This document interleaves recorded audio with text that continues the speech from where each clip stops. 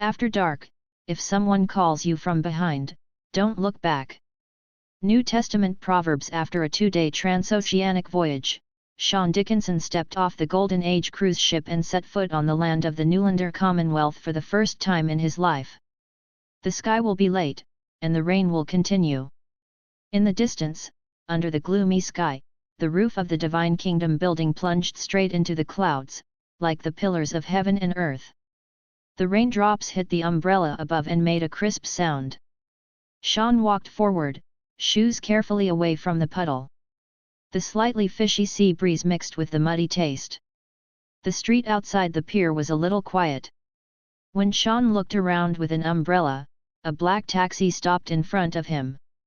The driver, a fat man in his 50s who looked very kind, looked at Sean through the window, with a reassuring smile on his face. "Holy Father bless you, sir. It looks like you need a ride." Sean sighed. "Fortunately, you came in time." The driver got out of the car in the rain, took the travel bag, opened the back seat door, and let Sean get into the car. Sean felt warmer. Returning to the driver's seat, the driver started the vehicle and muttered, "The weather this year is really hell. It's raining so much." "Where are you going?" "The Fog and Rose Hotel." "Do you know where it is?" "Yes, on 9th Avenue. The Ford car slowly drove out of the dock area. Sean looked out the car window. It was getting dark quickly, and the bustling and blurred side of the metropolis gradually woke up. The man in the suit sat on the high chair and let the boy in the peaked cap attentively polish his shoes. The man struck a match, lit a cigarette, and the flames instantly illuminated his angular face. Under the neon sign of Dorothy Nightclub, a small band of 3 is playing jazz. The black trumpet player is very engaged, the old leather shoes are beat on the ground, and the bulging cheeks are shiny. The huge movie poster was illuminated by spotlights, and the poster depicted a man with a mustache in a bowler hat. He smiled at passers-by in an ill-fitting suit. JoJo's first sound film Modern Times. I don't know if he was hallucinating or not. Out of the corner of the eye, Sean noticed that JoJo on the poster blinked and looked again, but his expression was still fixed. "Are you from Leon?"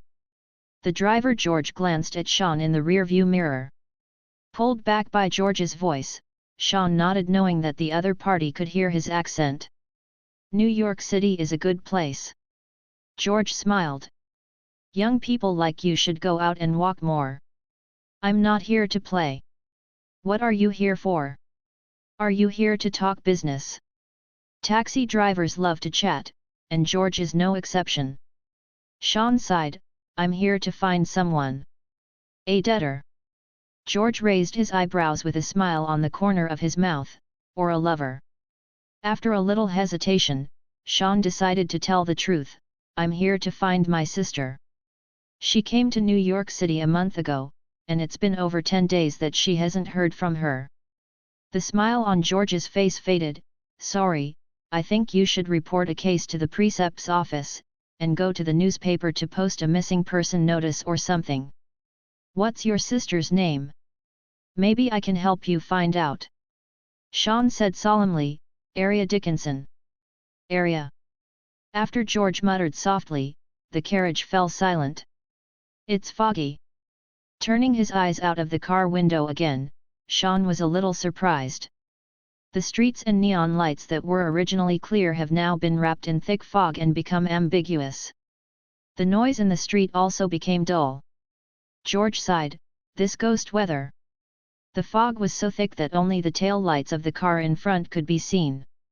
The traffic started to be congested, the taxi could only move slowly, and the urging whistle sounded constantly in the traffic flow, which made Sean feel a little irritable. George patted his forehead. "There is a parade on Central Avenue tonight, I forgot." "Celebration parade?" George turned around. "Celebrating the first anniversary of the lifting of prohibition. Do these lunatics come every year?" The taxi was stuck in the stagnant traffic, and in the thick fog ahead, there were faint sounds of music and people singing. "I won't be able to walk for a while." George patted the steering wheel. Sean looked at his watch. How far is it from the hotel? It's not far, turn 2 blocks, and you can get there in 10 minutes. Okay. Sean glanced at the meter, it showed 57 cents, he counted out a 60-cent coin and handed it to George. Don't look for it. Sean got out of the car and closed the door, took the travel bag, and walked to the sidewalk. George shouted from behind, God will bless area. Sean turned back, the thick fog had covered George's face. Thank you. In response, Sean walked onto the sidewalk. The foggy day was cloudy and cold, Sean wrapped his coat tightly and walked towards the hustle and bustle. After walking for about 5 minutes, the fog dissipated abruptly, and the street became bright again. The shredded paper flowers fluttered in the air, like shining snow falling. A marching band played cheerful music, people dressed in beautiful clothes, surrounded a large flower basket in the shape of a wine bottle, cheering and walking. Some sang and danced, some hugged and kissed, and some looked at each other and laughed. There was joy on people's faces. Sean looked a little out of place. He erected his collar and walked silently, just wanting to hurry to the hotel to rest. Reading www.yuyuganshu.com. Perhaps it was this sense of detachment that made passers-by look sideways at Sean, who was in a hurry. Sensing that someone wanted to talk to him and didn't want to waste time, Sean quickened his pace. Bang! Just as he accelerated, Sean bumped into someone hidden. I'm sorry. Sean looked up while apologizing. The person I bumped into was a young lady with beautiful curly chestnut hair, beautiful facial features, delicate makeup, and a light yellow dress. She was the kind of young beauty who could be seen in a crowd. The girl in front of her looked at Sean, her red lips slightly parted, showing a very surprised expression. The surprise passed away in a flash, and her expression returned to normal immediately. She grabbed Sean and walked with him.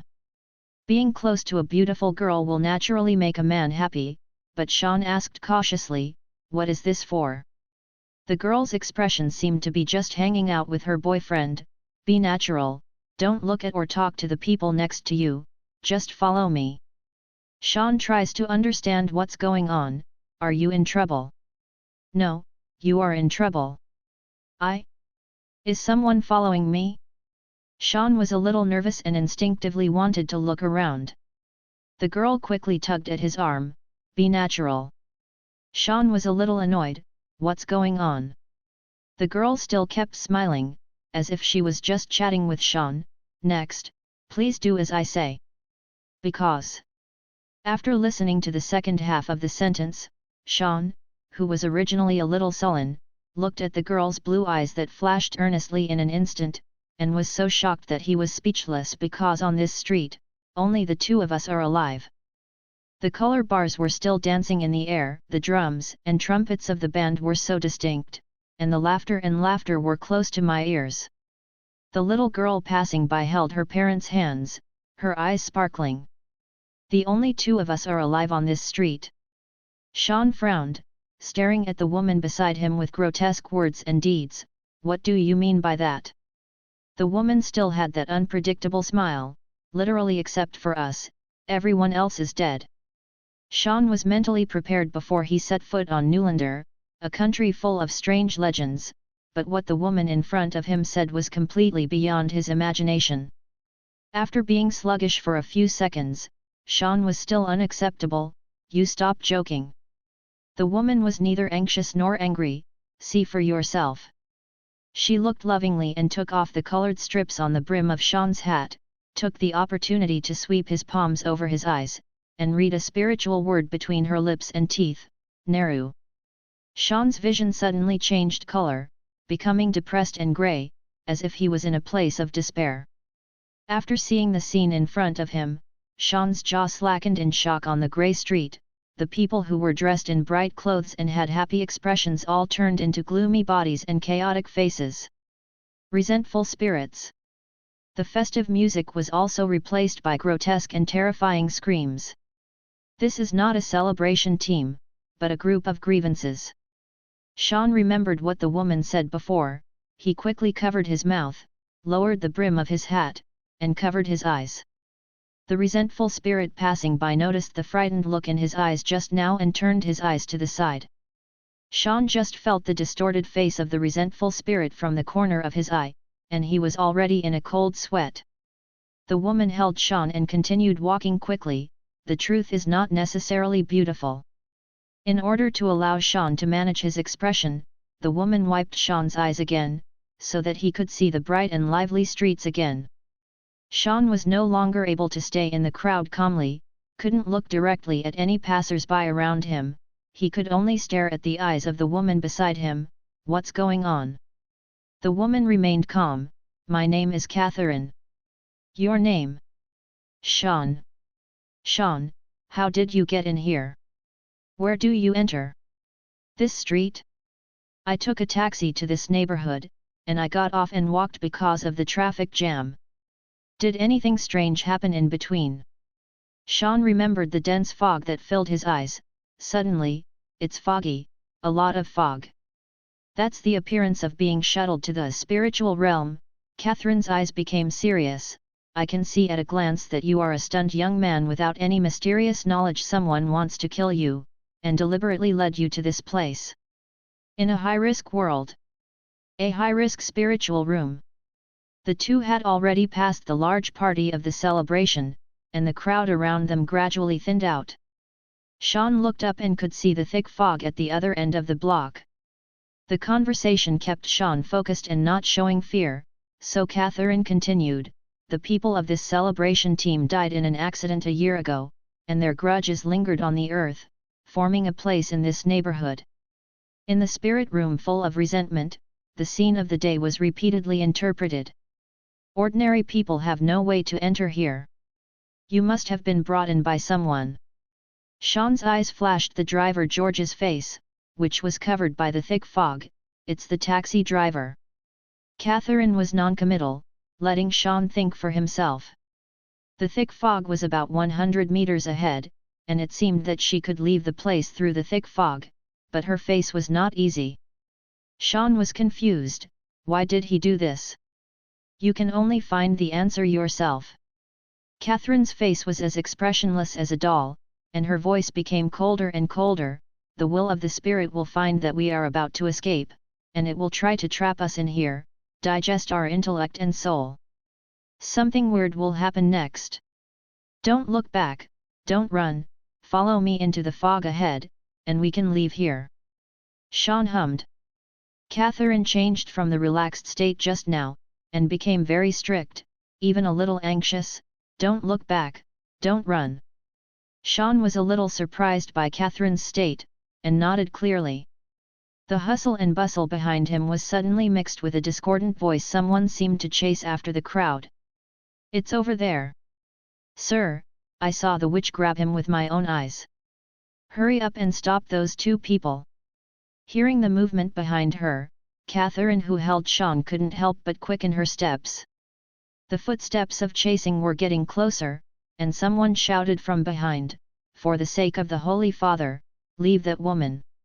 She is a witch. Witch? Sean looked at Catherine beside him with a hint of panic. I saw Catherine lowered her head, her eyes obscured by shadows. She stopped talking, just kept walking with Sean towards the fog ahead. www.mentalnovel.com. Sean.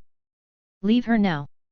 Sean was startled, he almost turned his head instinctively, but he managed to hold back. It was the voice of the old driver George.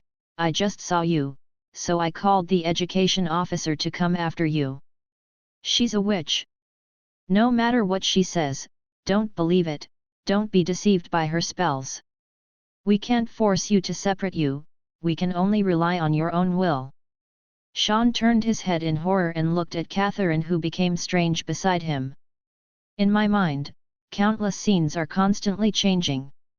George, whose face was blocked by the fog, Catherine, who was surprised after being hit by him, the cheerful people on the street, the thick fog that filled the moment, and the street that suddenly became desolate and dilapidated in the field of vision.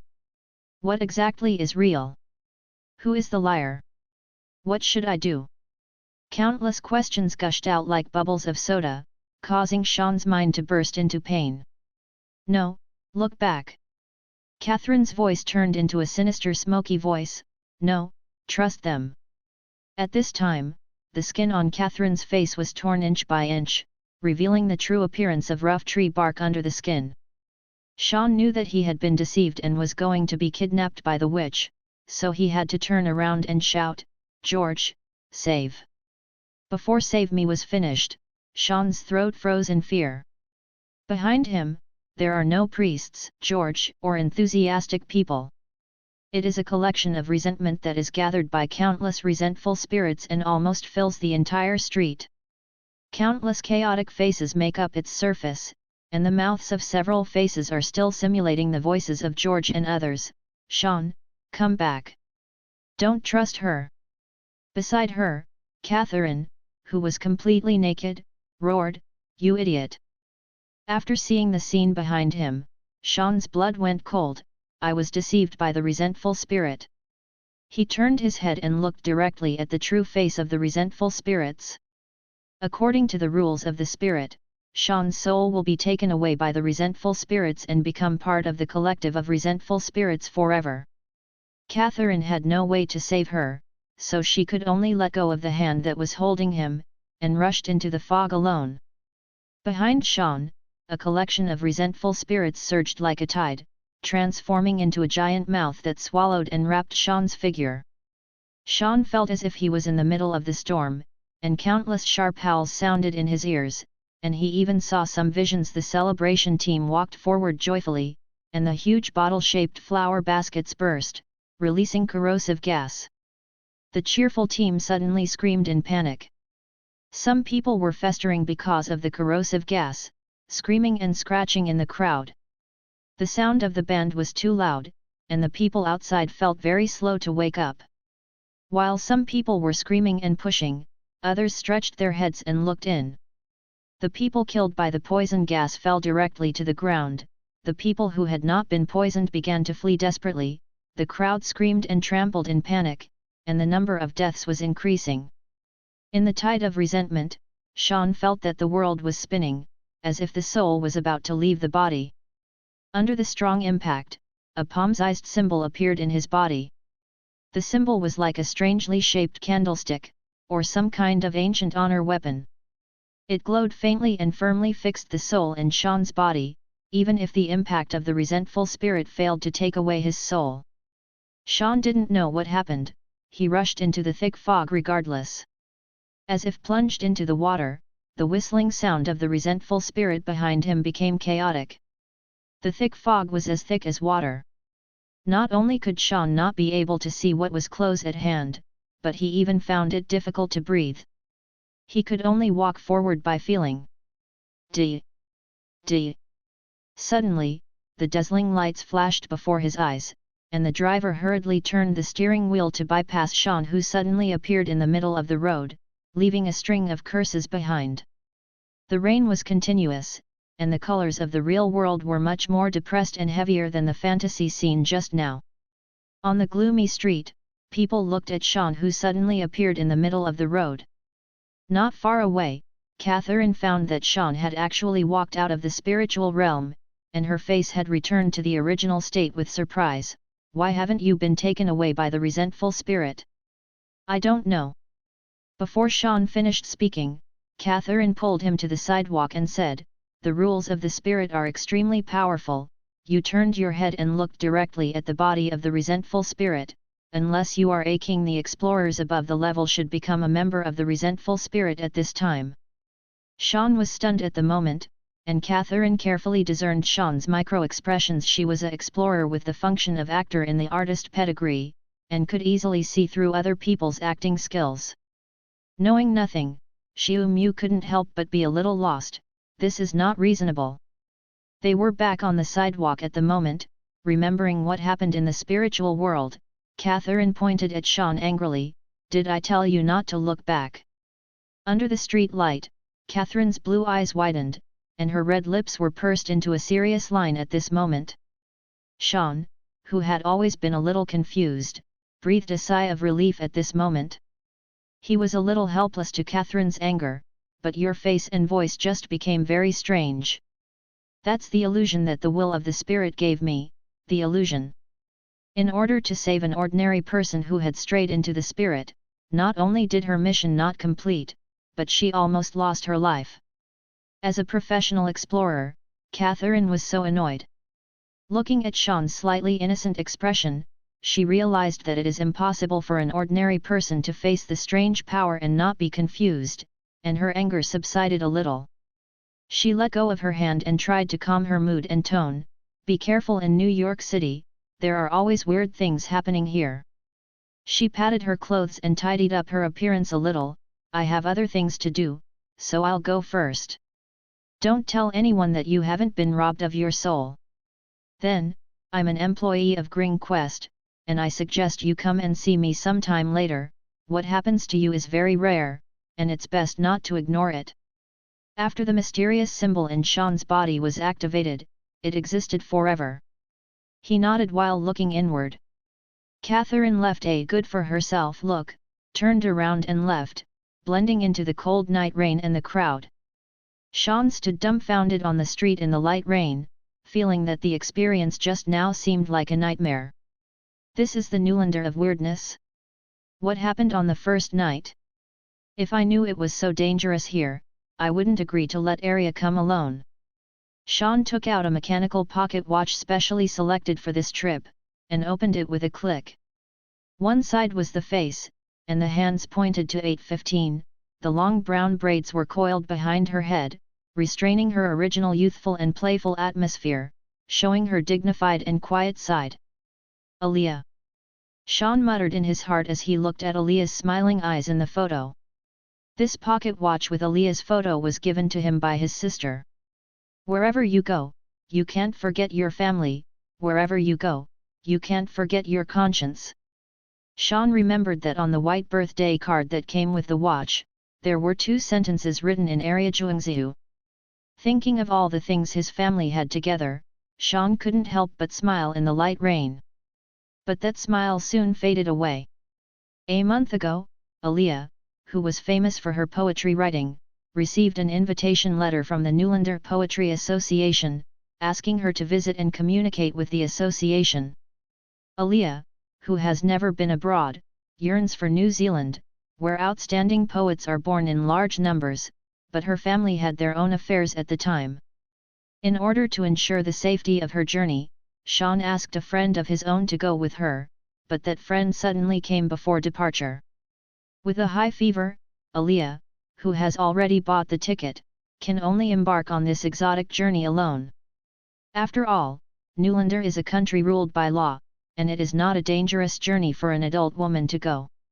So, although Arya went alone, Sean wasn't overly worried. I even feel that traveling alone can train my younger sister who has never traveled far. For safety's sake, Sean asked her to send a telegram to her family with a brief description of the trip every 3 days. A few days before I arrived, I had received telegrams from Aaliyah, but 5 days later, my sister, who was traveling far away, suddenly disappeared. The feeling of waiting for the news was extremely torturous, and Sean couldn't sit still, so he left what he was doing, booked a ferry ticket, and came to Newlander. When he arrived here, Arya had been disconnected for 10 days. The longer it takes to lose the news, the more disturbing it becomes. Before, Sean just guessed what trouble Arya encountered. When he encountered the danger just now, he was almost certain. The taxi driver who brought me into the spiritual world made a special trip to pick me up. George's words sounded in Sean's mind, "What are you here for? Are you here to talk about business?" He took my words and made sure that I was the unlucky guy who came to find my sister. Then, he introduced me into the spirit room located on Zhongyang Avenue. Such a careful and vicious plan is definitely not a temporary initiative, and it is definitely not something that ordinary people can do. They are likely to be an organization. An organization with mysterious power, powerful intelligence capabilities, and ruthless behavior. What does this organization have to do with Arya's disappearance? Did they kidnap Arya? Why do they want to get rid of me? What threat do I have to them? There is no answer. www.mtlnovel.com. Continuing to think, there is only a fog ahead. An uneasy feeling filled his heart, and Sean could only look inward at the candlestick-shaped symbol that allowed him to escape from the spiritual world. It was silent now, but still shimmered constantly, giving him peace of mind. It's the power that keeps my soul, but I can feel that the symbol doesn't last long under that fiery shock. To stabilize my soul, fortunately at that time, I rushed into the thick fog because of panic, otherwise, I would inevitably lose my soul. Sean realized that in order to protect himself and find area, he could only rely on this mysterious symbol of temporarily unknown origin. What is this? Why is it in my body? Why can it stabilize my soul? Is its existence the reason why that organization attacked me?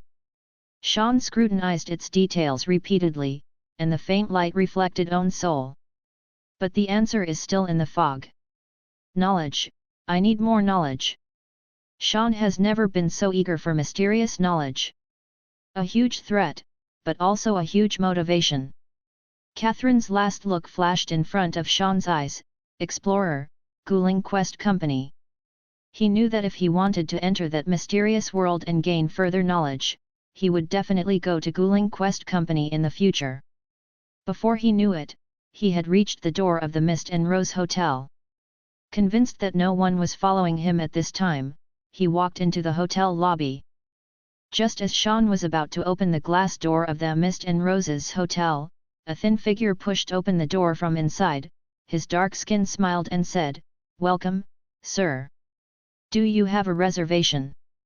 The South Del Continent boy in the red doorman suit enthusiastically took the travel bag in Sean's hand and welcomed him into the lobby. Sean patted the raindrops on his body. "Yes." The doorman boy with lion written on the nameplate on his chest sent Sean to the front desk. "Sir, wait here first, I'll take you to your room after checking in." After Sean thanked Leon, he found that an old couple was checking in front of him, so he looked around.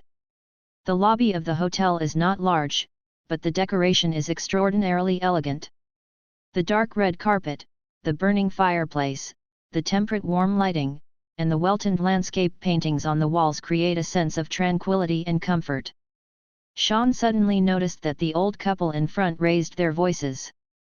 They were talking aloud in Gaul, obviously losing their patience. There were two women standing inside the front desk. The lady in charge of the front desk was wearing a red suit, the other was wearing a black dress and a string of pearl necklaces. She had pretty eyebrows and seemed not to be a staff member. The two of them are helpless now. It is obvious that they do not understand Gaul and cannot communicate with the old couple.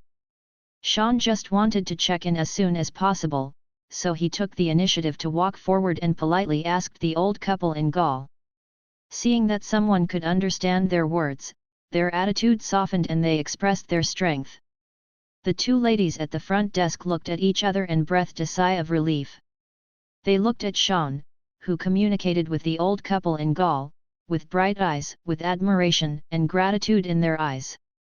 Soon, Sean figured out what was going on, so he turned to the lady at the front desk and said, "The room they booked by letter is for next week, but they came early, so they want to check in early." The lady at the front desk who had been unable to find the old couple's name finally understood, flipped through the reservation booklet, found the old couple's name, and started to check in. During this time, the woman in the black dress walked out of the front desk with a bright smile on her face. "Men who speak Gaul are very attractive. Have you been there?" Sean shook the woman's outstretched hand, slender and cold. "As a foreign correspondent, I spent 2 years in Gaul. The food there is delicious." A light flashed in the woman's green eyes. "You are a reporter." Sean knew that in Newlander, the status of reporters gradually increased with the development of the media industry, and was more respected than in Continental. Sean smiled. "Forget it, it's just a tabloid reporter." "My name is Sean, what's your name?" "My name is Daisy, and I am the owner of this hotel. In order to express our gratitude, we will give you a free room upgrade. I hope you will like it. In addition, if you have any needs here, just tell the service staff directly you are my honored guest. Xiaoan raised his eyebrows slightly, but he didn't expect that he was just doing a favor at will, and he could not help but sighed that he was lucky. After checking in, Daisy personally instructed Little Lion to take Sean upstairs. After receiving the boss's instructions, Little Leon laughed with 2 more white teeth. Sean's room was upgraded to a higher floor. When he entered the room, he couldn't help but be slightly surprised. This VIP room on the 20th floor actually has a large floor-to-ceiling window. From the window, you can see the dimly lit New York City scene nearby, as well as the dock area and the bay in the distance. The view is good. After taking the tip, Little Leon quietly exited the room. Feeling a little tired, Sean let out a long sigh, sorted out his messy thoughts, took a hot bath, changed into pajamas, and sat at the desk. He wants to plan tomorrow's trip. The first stop was without a doubt the Precepts in New Testament City. As a constitutional country, the Precepts Institute is an institution responsible for social order, and Sean wants to report Aaliyah's disappearance. Second stop. Sean took out Aaliyah's previous letter with the Newlander Poetry Society and looked at the address of the other party's letter. 95 Sequoia Street. On the second stop, Sean intends to go directly to this address of the Poetry Association. It's likely that the society's receptionist has seen area, and his own investigation can begin there. I hope there won't be any danger. After a spiritual journey, Sean can't completely trust anyone now. Even the attractive Lady Daisy, although the other party took the initiative to show her kindness, she was still defensive. There is no way. The disappearance of Aaliyah and the frame-up that she encountered, the whole thing is really foggy, so I can only try my best to be careful. Sean felt a little tired, so he lay on the bed and turned off the light. In the darkness, he couldn't help but turn his attention to the faintly glowing symbol in his consciousness. This experience is very magical. If it weren't for the existence of this symbol, Sean would never have found such a space in his consciousness. When he concentrated on observing, he seemed to be close to the symbol and could observe it more clearly. It is indeed very much like an abstract candlestick, or a simplified totem, exuding a faint blue light. Sean was fascinated, his attention seemed to be thrown into it. Then, he was surprised to find that part of his senses pervaded the outside of the body, as if floating above the body. www.mentalnovel.com. It felt like a part of the soul was out of the body, just above the body. Floating. Sean quickly retracted his attention, pulled away from the symbol, and his soul came back properly in an instant. What's going on? Sean's surprise was no less than the first time he saw the true face of spiritual realm. Although I don't know what happened, Sean knew that the operation just now didn't seem to cause any harm to him. With a bit of caution, Sean once again poured his attention into the symbols. Once again, he felt that part of his soul seemed to diffuse out of his body, like a cloud with no fixed shape. He was still able to control his body, so he tried to open his eyes and saw a mass of sparkling, pale blue void-like matter floating in front of him. This is my soul. Sean looked at the blue cloud floating in front of him in surprise. Shouldn't the soul be in a fixed shape? Shouldn't it just stay in the body? How can my soul show such a trait? He tried to control it with his mind, and the blue cloud really fluttered and changed shape according to his mind. Is this symbol a tool? Can it achieve various functions of the soul? While thinking about it, Sean extended one of the tentacles of the blue cloud to the ceiling, penetrating the roof without any obstacles. He can't see the scene upstairs through the tentacles of his soul, but after passing through the ceiling for a moment, he can clearly hear the people upstairs, walking to the bathroom in slippers, turning on the tap, like close to my ear. Sean knows that others cannot see his soul. The tentacles of the soul passing through the wall became his hidden ears. Your own soul can be extended and become a hidden ear. The discovery left Sean's head a little dizzy, a little unreal. He tried to concentrate the diffused soul and extend it outward. Due to the limitation of volume, although the blue cloud has become the thickness of the wrist, it can only achieve an eavesdropping distance of 10 meters at most. Voice is not clear. 10 meters ignores the eavesdropping of obstacles. Sean manipulated the slender soul tentacles at the moment and walked around. Yes, Mr. Lehman, I can draw up the contract tomorrow. Oh dear, I love you, oh. That guest at 703 is really annoying. He complained all day long about our poor cleaning. Another home run. Jason Ware of the New York Yankees hit another hit. Sean's feeling is a little strange now. The thinly shaped soul belt is like an antenna, and is constantly adjusted by Sean. The content heard is also like an FM radio, changing with the movement of the antenna. Since almost all the soul belts of about 10 meters can receive the vibration of sound, many sounds are overlapping, and Sean needs to distinguish carefully before hearing a specific sound. Sean also discovered that his diffused soul can not only capture the vibration of sound, but also a certain sense of touch. For example, when he sweeps the bathroom, he can feel the changes in temperature and humidity. It's like extending an invisible sensory system. However, the diffuse state of the soul consumes a lot of energy. It didn't take long for Sean to feel a little tired, so he withdrew his soul and withdrew from the symbol. Lying in the dark, Sean's thoughts were surging.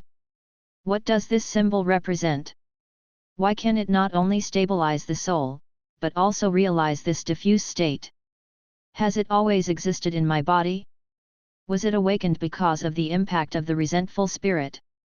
Sean turned over, and he realized that there would be no result if he thought about it now. What he needed more at the moment was sleep. In any case, this soul dispersion state is also a special ability. Although it cannot be used to protect itself, it has an additional tool for collecting information. It's impossible to know its origin and principle now.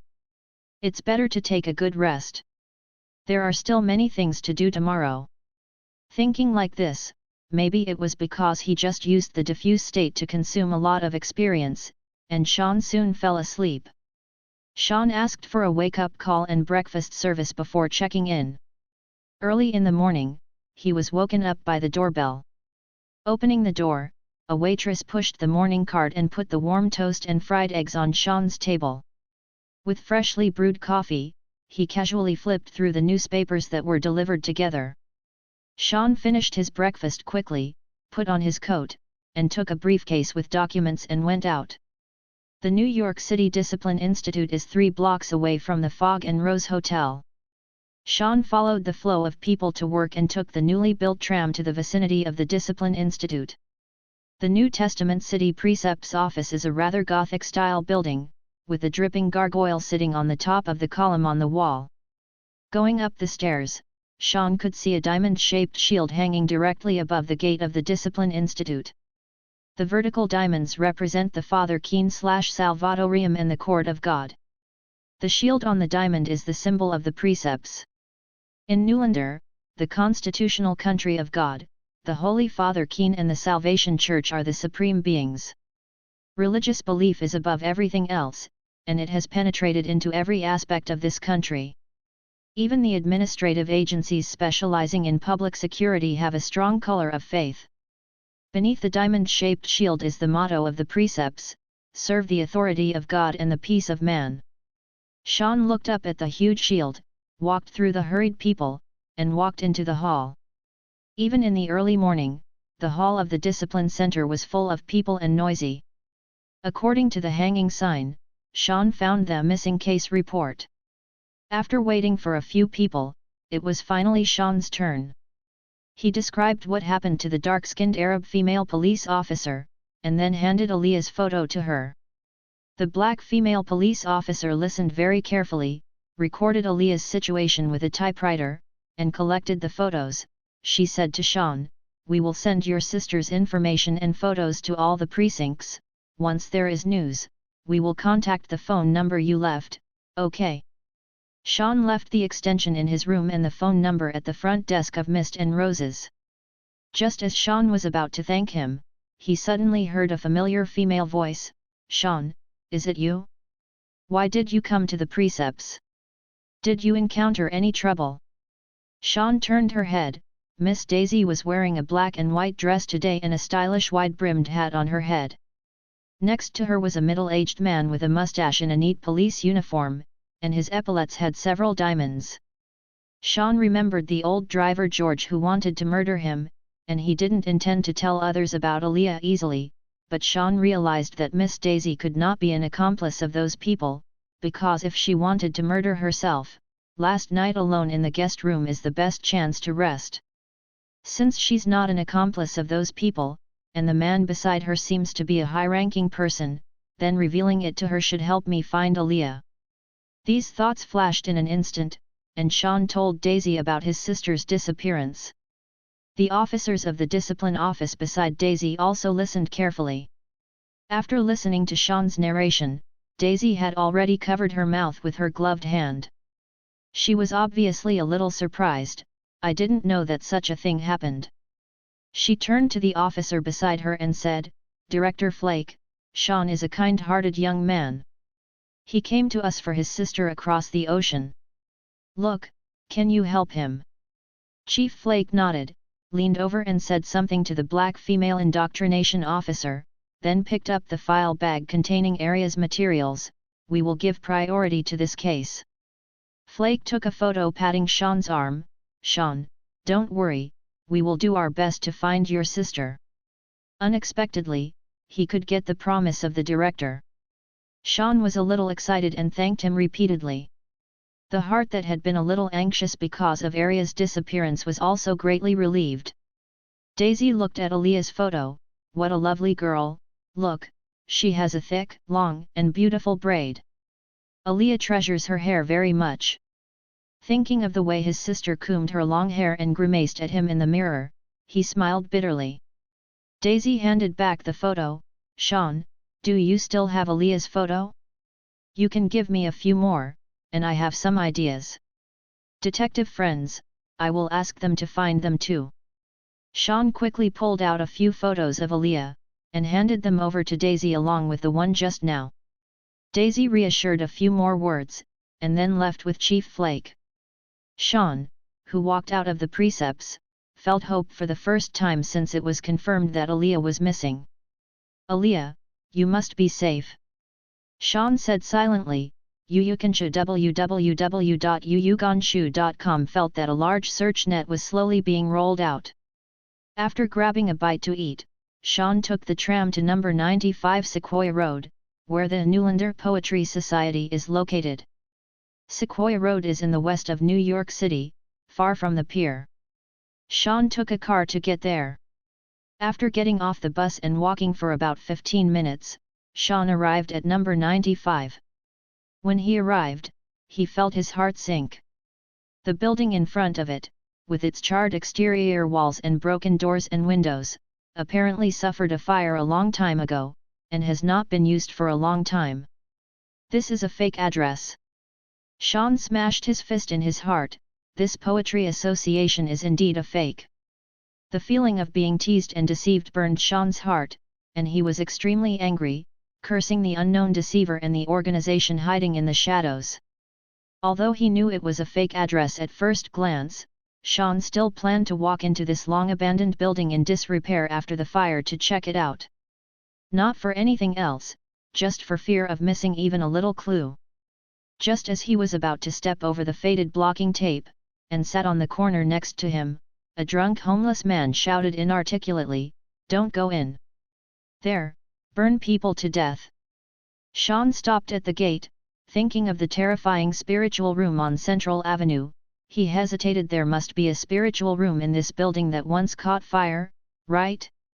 Sean just hesitated for a while. He thought of the unknown symbol in his body, and a little more courage. Catherine said that I was introduced to the spiritual world before. There is no one else here. Even if there is a spiritual world, I can't get in either.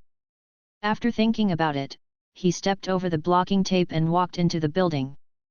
I don't know how long the flames here have been extinguished, but there is still a lingering smell of fireworks in the abandoned building. It can be seen that this place used to be a textile factory. The scorched textile machines, like the large animal bones left after the wildfire, have now been covered with thick dust. The place was so quiet and depressing that it made people shudder. If it weren't for the sunlight streaming in through the broken windows, Sean wouldn't dare to explore it. As Sean walked, he extended his soul, explored everywhere, trying to find any clues. After all, area most likely came here based on the address, and maybe there will be some clues left. Although he knew the probability was very small, in order to find area, Sean didn't want to miss even the tiniest possibility. From the scene of the fire, this textile factory has been abandoned for a long time. Why hasn't it been acquired or disposed of?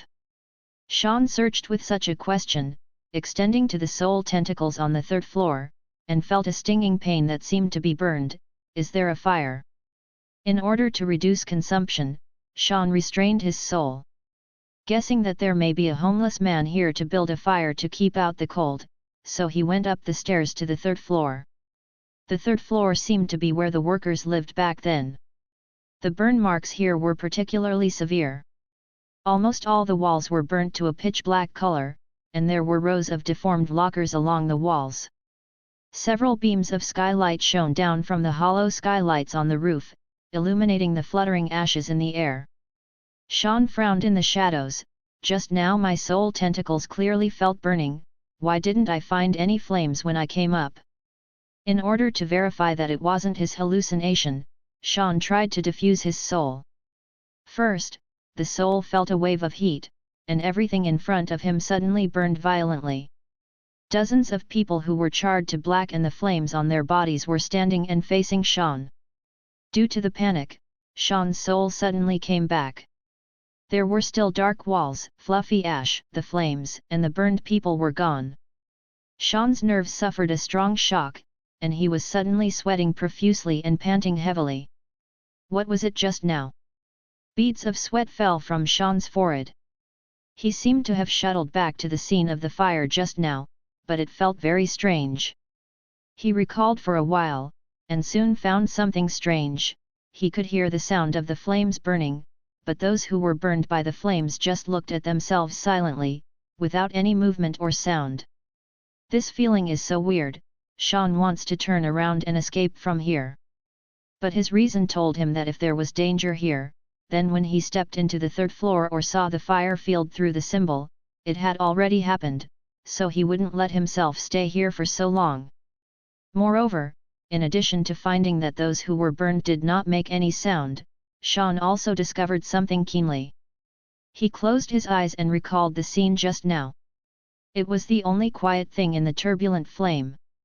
He saw a pair of eyes.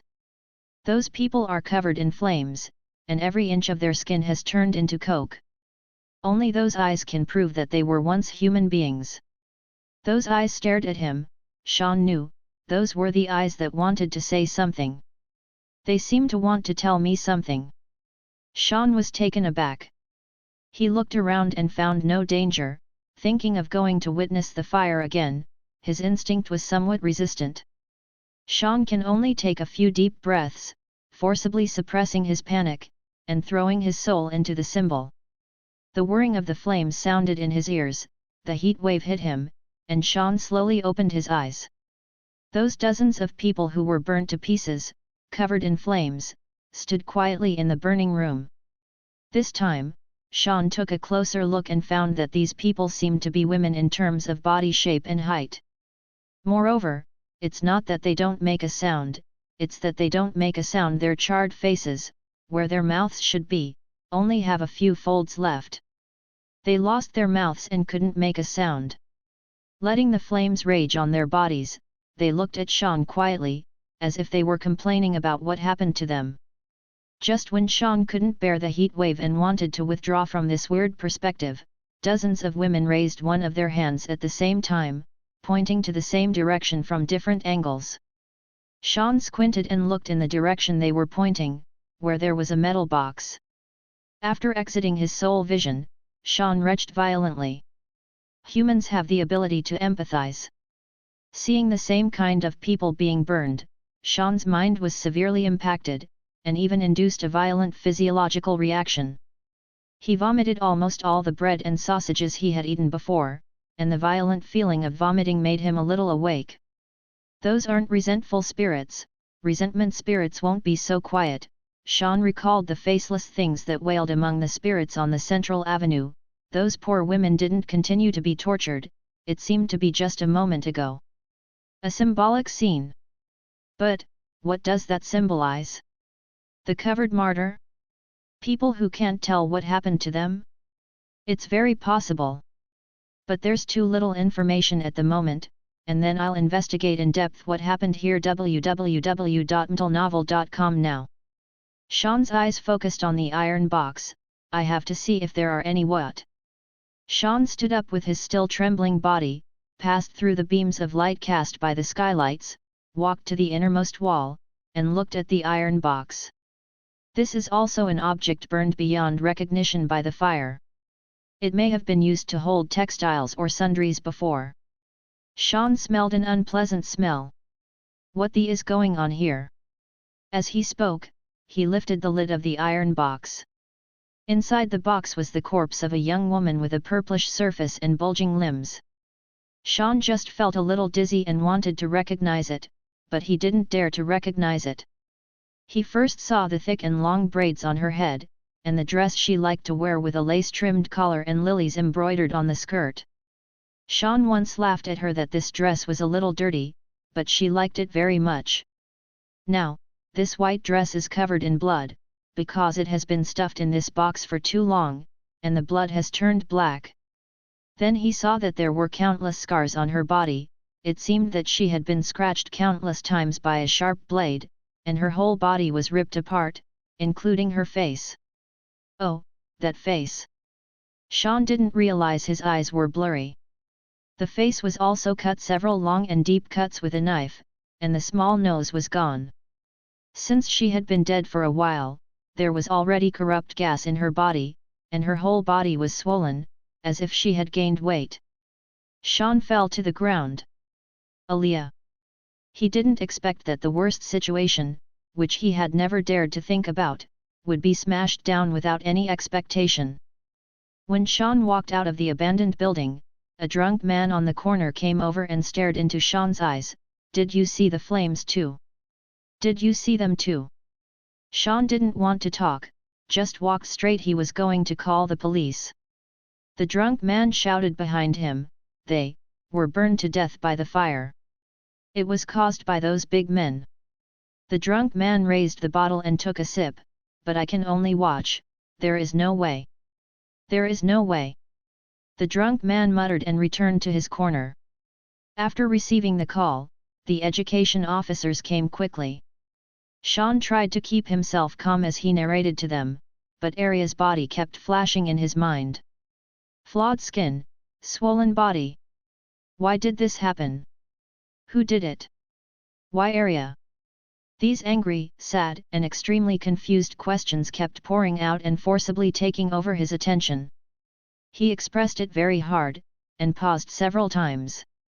But the indoctrination officer and the forensic doctor who had seen the corpse listened to his remarks in silence. Sean, we all know, you go and take a rest. A senior education officer patted Sean on the back. Sean felt that everything in front of him was a bit illusory. As he walked out the door, there were several more cars from the discipline office, as if he didn't see it. Standing on the street, Sean felt a little dizzy. Reaching into his inner pocket for a cigarette, he felt empty before remembering that Aaliyah had urged him to quit smoking a year ago. My sister's face flashed before my eyes again. Seemingly sweating, Sean pulled the collar, which was already wet.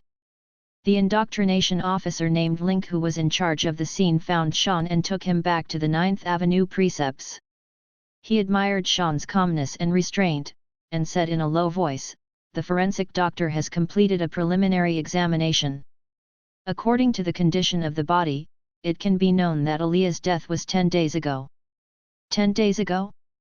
Sean then realized that Arya had died shortly after sending her last telegram to her home. Are you aware of her social status? Does she know anyone of the opposite here? Has she ever had a grudge against others?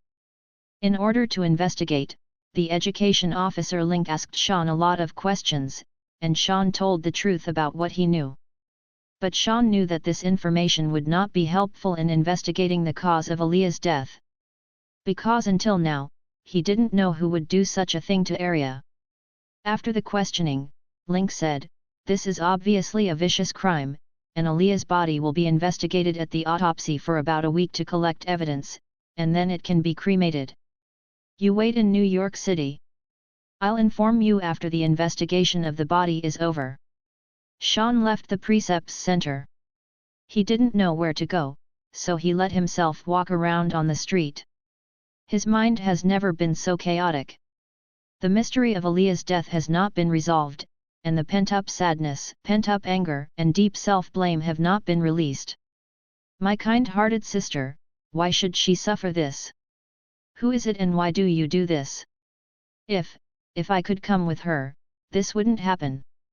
The intense emotions were mixed together, as if it had turned into a monster, constantly gnawing at Sean's heart. He even really felt some discomfort in his heart, so he had to stop for a while. Then, Sean tried hard to force himself not to indulge in his emotions, but to look forward and think forward. Next, we can only wait for the investigation of the Discipline Institute. After the autopsy, I will take Arya's ashes back to my hometown. After burying Aaliyah, I will return to New York City. I will find the murderer and make him regret being born in this world. Sean struggled with the constant surge of pain, and kept his feet on the ground. When he got out of his contemplation, Sean found that it was already dark. He had already walked back to 9th Avenue, and the neon sign of Fog and Roses was not far away. Sean went straight back to the room and fell asleep. There was a knock on the door, and sunlight filtered through the floor-to-ceiling windows. When Sean woke up, he was still feeling fine, but suddenly remembered everything that happened, and his buoyant emotions fell into the ice cave. After eating breakfast, Sean suddenly thought of Miss Daisy. She may not know what happened. Tell her as soon as possible, lest her friends waste their efforts. Sean tidied himself up a little and walked out of the door. He planned to go to the front desk to inquire about Miss Daisy's location.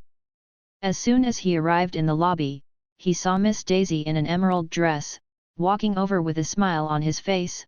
"Sean, how are you? Any news?" Sean tried his best to smile and said, "Actually, I have some news."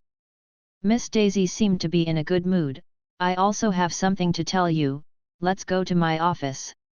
Daisy turned around, her high heels clattered in the corridor, and took Sean to her office. There is a fragrance in the office, which makes people feel at ease. The light was dim. Daisy strode to the window and opened the curtains, and the morning sun slanted in. Daisy passed Sean, "Coffee or tea?" "Coffee, no sugar." "Thank you."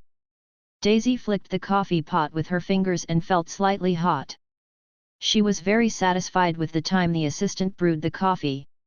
Seeing Daisy sitting with her fingers lightly, Sean felt a little envious. She didn't have to go through those, she didn't have to see her beloved family suffer like that. He now envies almost everyone. Anger and sadness appeared uncontrollably. He breathed slowly, tried his best to calm down, and let himself be distracted. Daisy came over with 2 cups and saucers. Sean got up to take it for her, and put the coffee on the glass coffee table in front of her. "So," Daisy sat on the sofa opposite with a look of anticipation, "what's your progress?" Sean considered how much he should tell Daisy, so he subconsciously said, "It's a long story." "You just said you have something to tell me, what is it?" Daisy smiled mysteriously, stood up, and said, "I believe Aaliyah will be found soon." Sean was a little confused. Did Daisy's detective friend find useful clues?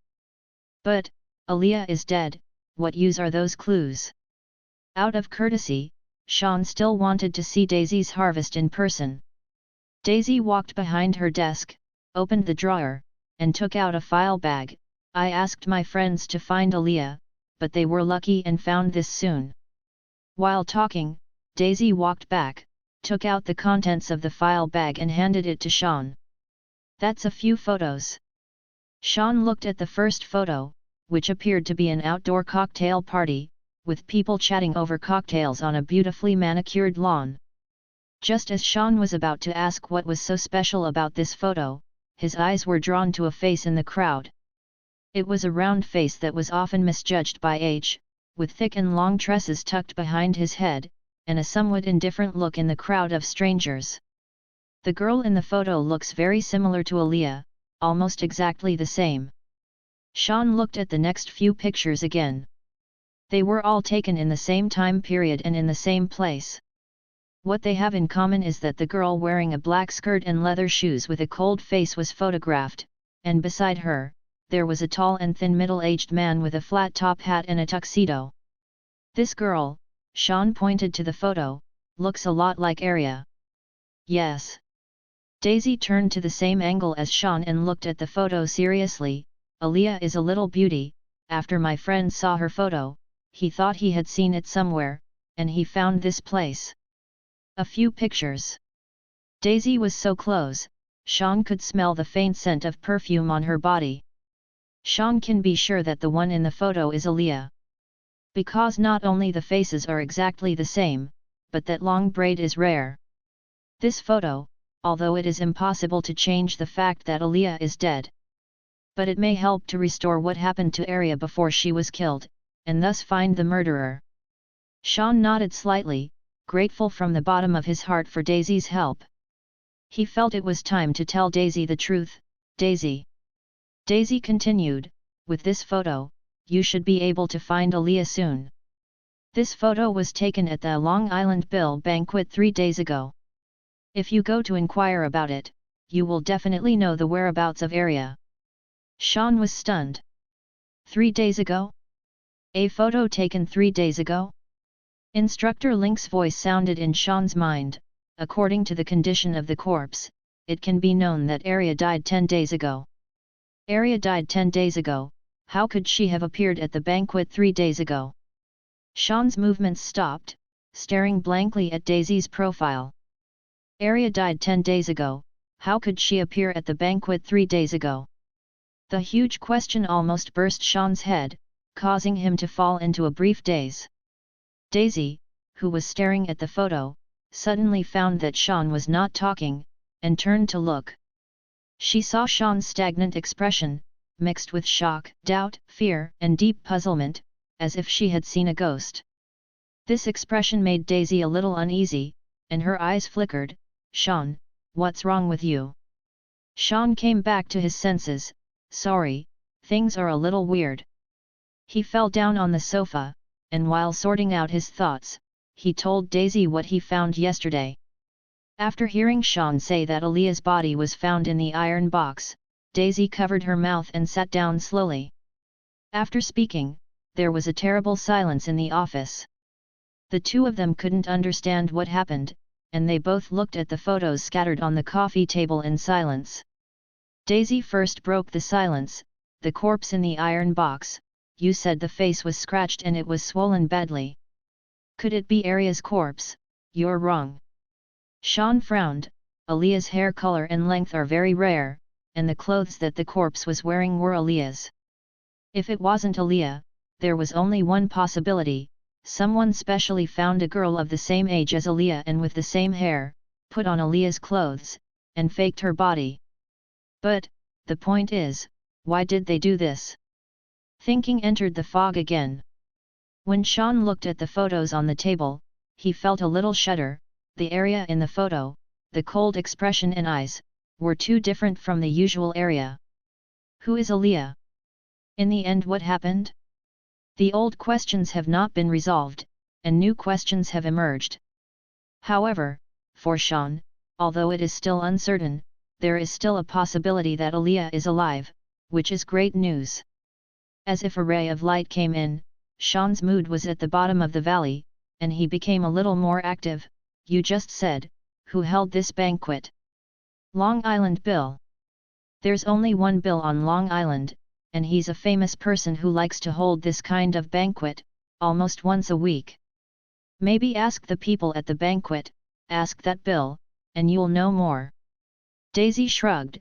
after my friend found this photo, he went to visit a few people who attended the banquet that day. It's a pity that they have no impression of this girl. Maybe Bill or his housekeeper will know more. Sean realized that he should be personally responsible for the most critical investigation. Daisy, are you familiar with Bill? Can you arrange for me to meet him? Daisy nodded. I have business cooperation with him. However, he is busy, so I have to make an appointment with him. Sean, then please. I must talk to him. After saying goodbye to Daisy, Sean feels completely different from before. Aaliyah may still be alive. Although this is only a possibility, it is much better than the previous situation. Sean felt that he had come out of a little bit. Although he had not yet completely landed, he had at least returned to a world worth continuing to explore. He clenched his fists, made a lot of guesses, and his thoughts returned to the previous track. If the corpse is indeed not Aaliyah, and the person who appeared at the reception is her, then there must be an unknown secret. Perhaps, that body was deliberately placed there for me to discover? From this point of view, it still makes sense that I deduced that there is an organization behind all of this. Sean remembered his previous plan. If Arya is still alive, then I'm still in danger now, and I have to go to Guling Quest to find Catherine.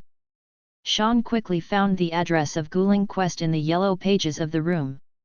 During this period, he was surprised to find that there were many so-called exploration companies in New York City. Sean called Guling Quest and set off after making an appointment. I took the tram to Wall Street, not far from Central Street. There are many high-rise buildings here. When I looked up, I could only see the geometric sky outlined by the edges of the buildings. For some reason, Sean felt that the surrounding tall buildings that blocked his view were like high walls, and he felt like he had fallen into a huge maze. Wall Street is located in the city centre, which is one of the commercial centres of the whole New Zealand. The Rockfields Consortium, the Pacific Railway Company, the Morgan Dahl Bank, the headquarters of all the world's leading companies are almost all here. 50 years ago, in pursuit of wealth, people would choose to head west, become a gold prospector, or build oil pipelines. Now is the era when the oil industry, the securities market and the exploration industry are prosperous. People with dreams of making a fortune have become car salesmen, securities managers, or explorers one after another. Sean was standing downstairs in the Explorer Center building at this time. He didn't realize that the mysterious exploration industry had developed so professionally and hugely. Among the people entering and leaving the gate of the Explorer Center, many people wore masks of different shapes. Some masks are parrot faces made of colorful feathers, some are grey wolves wearing cowboy hats, and some are like witch doctors, with a wooden board covering their faces and rough outlines of the facial features with various colors of paint. Sean has the illusion that he is heading to the masquerade party. But these masked people are all wearing well-fitting suits, sturdy leather jackets, or plain robes, and they are in a hurry, obviously in a working state, not at all leisurely to participate in the dance. When Sean looked at the passing masks with curious eyes in the crowd, he heard a familiar female voice behind him. Your parents didn't teach you, is it rude to stare at others? Sean looked back and saw Catherine wearing skinny jeans, a long-sleeved shirt and a brown coat. She was now wearing a white opera mask outlined by gold threads and embellished with black pearls. Sean still remembers that lazy voice, sharp red lips, and slender figure, so he knew it was Catherine. Why are you wearing? Sean gestured on his face. Catherine sighed, damn it, I let you see my real face before, maybe I should kill you. Exploration is a high-risk industry. Many colleagues will covet your gains. When working as an explorer, wearing a mask is a way to protect everyone. Catherine walked in front, and Sean tried his best to keep his eyes from staring at her too proud lower back. Moreover, there are many people who regard explorers as their sideline and are unwilling to reveal their identities.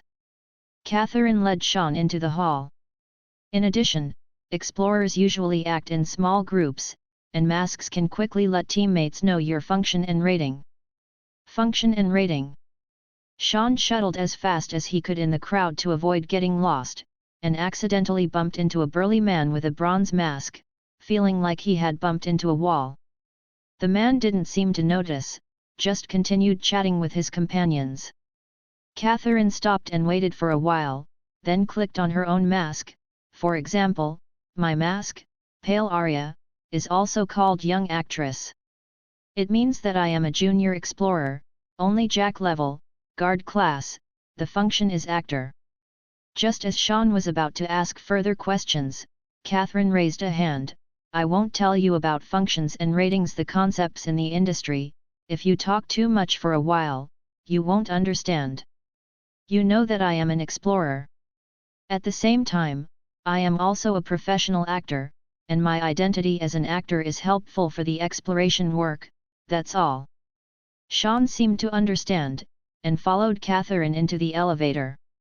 There were 3 people wearing black cloaks and masks of Dr. Bird's beak in different colors, which made the atmosphere of the elevator so strange. www.mtlnovel.com. The elevator reached the 15th floor, and Catherine took Sean out. Took the elevator.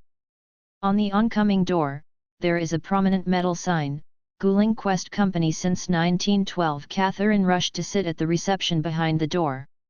The receptionist wearing butterfly-rimmed glasses nodded and led Sean directly in. Exploration Company, explorers, what do they do? Sean finally asked the question he had always wanted to ask. Strange events need professionals to solve. Some people need bodyguards who can drive away resentful spirits. Scientific research teams need to hire esoteric experts to accompany them, and some public areas are threatened by strange forces. The court will also choose to entrust these troublesome matters give us. These all mean large commissions. Not to mention, behind most of the bizarre incidents, there is a valuable mysterious legacy. Explorers are experts in solving strange events. The exploration industry is an industry with high risks but also high rewards.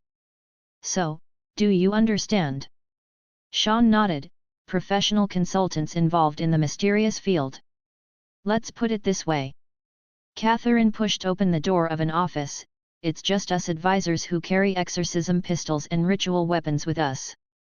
Catherine closed the door of the office, took off her coat, took off her mask, turned around and pulled out the dagger with intricately carved patterns from the scabbard under her flank, and pressed the tip of the dagger directly under Sean's flank, forcing Sean into the office corner of the wall.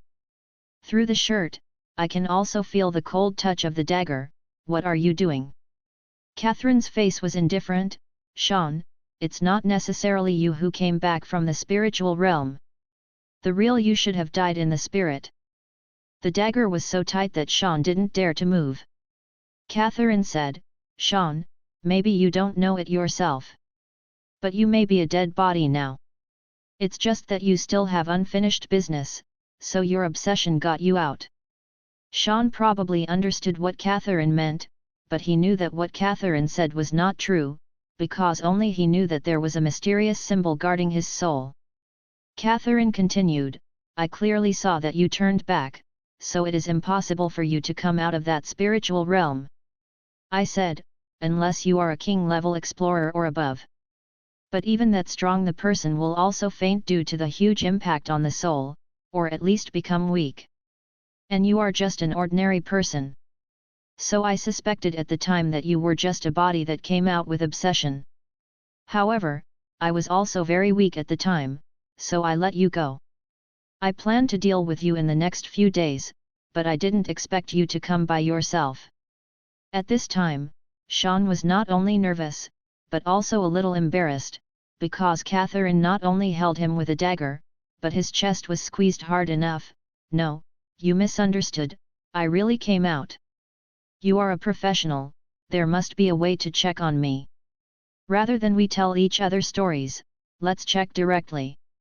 Catherine was silent, staring at Sean with blue eyes, as if thinking.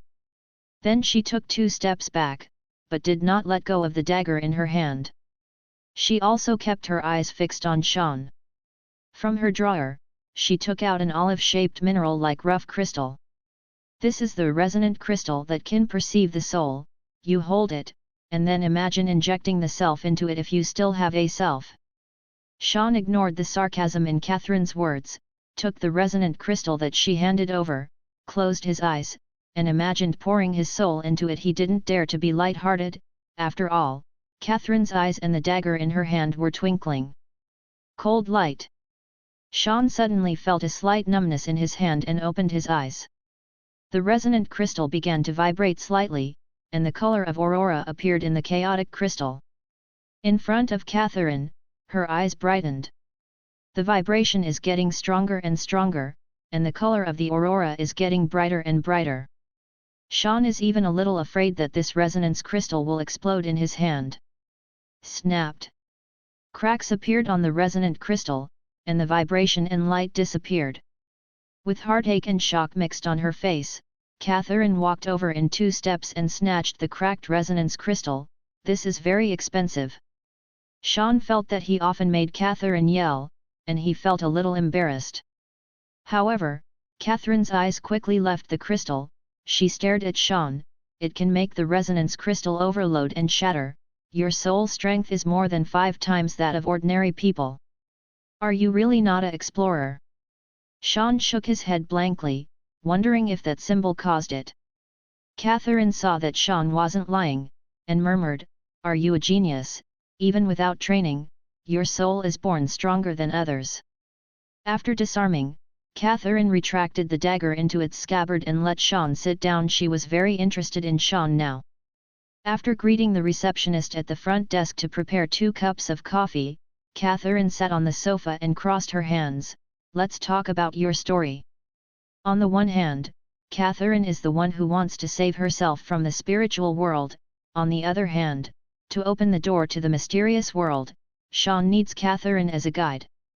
So Sean thought it was wise to be frank with Catherine, so he told Catherine the cause and effect of his trip to New Zealand.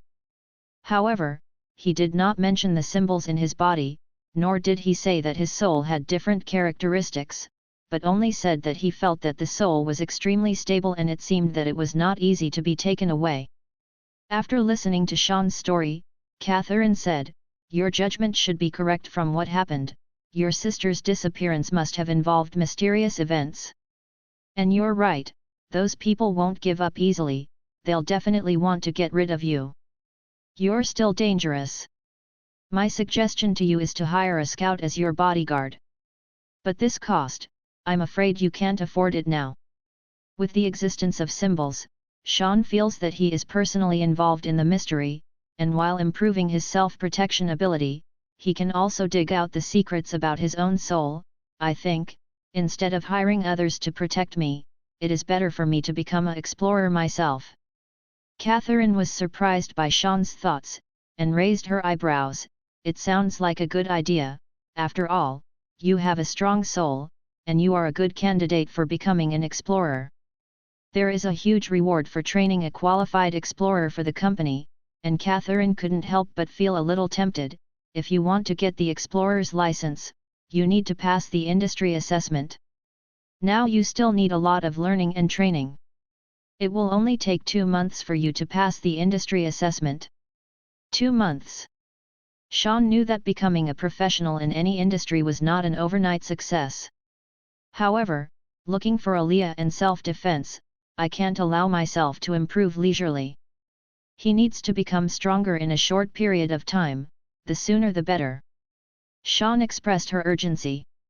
Catherine nodded her understanding and said, "I will teach you.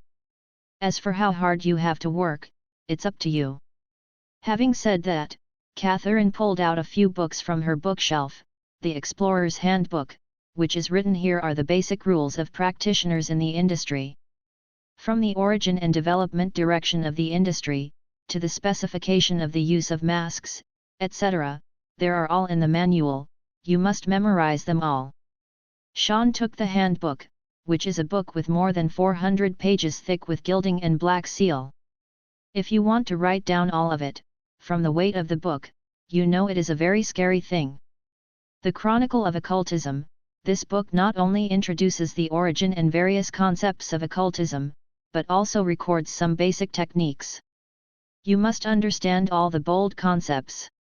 Chronicle, as thick as a sea of words. Sean flipped through it, almost every page was bold. Book of Souls, Theology and Divinity, Summary of Research Reports on Ancient Gods, Use and Maintenance of Firearms and Ritual Weapons. 10 books, each of which is a tome, almost all of which must be understood thoroughly. Understand these, and you can pass the written test. Sean felt as if he was holding a pile of bricks. Even if all of these are replaced with Gallic bread, you won't be able to eat them in 2 months. Catherine shrugged, so I said 2 months is the fastest.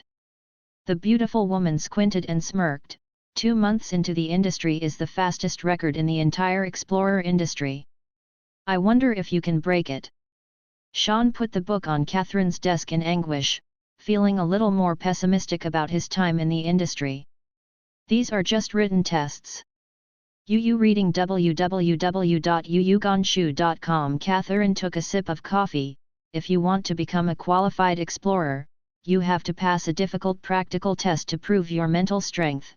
Physical strength and combat skills are all over. Mental strength is the external manifestation of the strength of your soul. Your soul is very strong, and this is your advantage. But I suggest you continue to improve, and you will gain something from reading that Book of Souls. As for physical strength and combat skills, Catherine pinched Sean's body. It's pretty solid. Have you ever been in combat with firearms? When I was a child, I fought with my friends, and I used a slingshot to shoot birds, right? Catherine's icy blue eyes looked directly at Sean. I hope you can still maintain this sense of humor when facing the unknown or the family of the evil god. She stood up. Every Monday, Wednesday, and Friday, I'll train your fighting and shooting. Sean looked at Catherine with some gratitude, and just wanted to say thank you. The tuition fee will be deducted from your future exploration dividends. After speaking, let Sean go out with a big stack of books. Before leaving, Catherine suddenly remembered something. Wait. She untied the dagger and scabbard tied to her shoulder, tied it to Sean, and said, "The sacred dagger is a ritual weapon that can hurt evil. You don't have the qualification to carry a gun, so I can only give it to you. This. Sean felt the temperature of the scabbard and was moved. It's not worth a lot of money." Catherine waved her hand. "It's you, and." Catherine swallowed the words "what's still worth." She didn't want Sean to know that she was interested in the bonuses for nurturing new recruits. "You go." Catherine pushed Sean out. "Try not to die." Sean, who left with the book in his arms, saw a very special thing in the lobby of the Explorer Center building. It was a large red iron cabinet with a glass window with light bulbs installed on the front, and different products were displayed on the window. Chinook smelling salts, 50 cents, first aid carbonated syrup, 50 cents, bottled holy water, 50 cents, holy light bullets, 1 NZD, demon hunting bullets, 1 NZD. Sean looked over one by one. The neon sign above the iron cabinet flashed, and the built-in gramophone sounded. "Adam brand magic item vending machine, your good exploration partner." Sean was a little surprised. He had only seen a Coca-Cola vending machine, and he never thought that there would be such a machine that sells secret materials. Sacred goods vending machines are usually performed with magical techniques. A sturdy old man wearing a bowler hat, fluffy white beard and hair smiled beside him. "You can find this in a twisted world or a terrifying spiritual world. Kind of a vending machine, so when you're a detective, remember to bring money with you when you're on a mission. Money can even flow through hell. The old adage always makes sense." These common senses are described in the handbook. The old man pointed at the book Sean was holding with his black cane. The old man seemed to want to use the vending machine, but Sean stepped aside. The old man stepped forward, stuffed 50-cent coins into the coin slot, pressed the mechanical button, and there was a sound of things rolling down from the vending machine. The old man placed the bottle of holy water he just bought on Sean's stack of books upright. "I have a premonition that you will need this." Sean was dazed at the crystal clear holy water in the small glass bottle. Just as he was about to thank him, the old man with fluffy beard and hair had already walked away. There are some explorers. Sean looked at the direction the old man was leaving, searching for suitable words. Mysterious. Sean put the book down, picked up the glass bottle of holy water and looked at it for a while. The concentration of holy water is 8%, I entrust it to the Ryan Church to make it. When there is an evil violation, sprinkle the holy water on the target. Sure enough, it was an item used to exorcise evil spirits. Sean took the holy water bottle into his pocket, picked up the book and walked down the street. Although he is still standing outside the door of the mysterious world, with a dagger and a bottle of holy water on his body, Sean feels much more at ease than before. Back at the hotel, Sean's arms were very sore because he was holding the book all the way, but he had no plans to rest, but made a cup of coffee and sat at the desk. I don't have time to waste. Area's whereabouts are still unknown, and that organization must still want to kill me. Sean took out the Book of Souls. The more you know, the more hope for me to survive. The concept of Book of Souls is not difficult, it is to analyze the essence and attributes of the soul and spirit from an academic point of view. To put it simply, the soul is the essence of human beings, the root of I, and it forms human consciousness and spirit. The spirit is not only manifested in the external personality, but also can protect the essence of people and stabilize the soul. The so-called spiritual strength is a manifestation of soul strength. A person with a strong soul must have a high mental strength, and a high mental strength shows a firm will, and will not be easily frightened in the face of terrifying things. After reading this, Sean realized his own problem. You can easily feel fear, and fear can easily defeat your defenses. These are all manifestations of low mental strength. His current mental strength is definitely not high, because whether he sees a collection of resentful spirits or the symbolic scene of the fire scene, he has a strong sense of panic. In that case, it is actually very easy to lose the soul.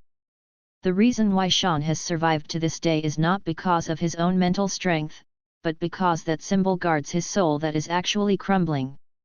As for the fragmentation of the resonance crystal, it is not like Catherine said that his soul strength is stronger than that of ordinary people. Just because of the existence of symbols in the soul, the output power is very abundant. However, the power of symbols is limited.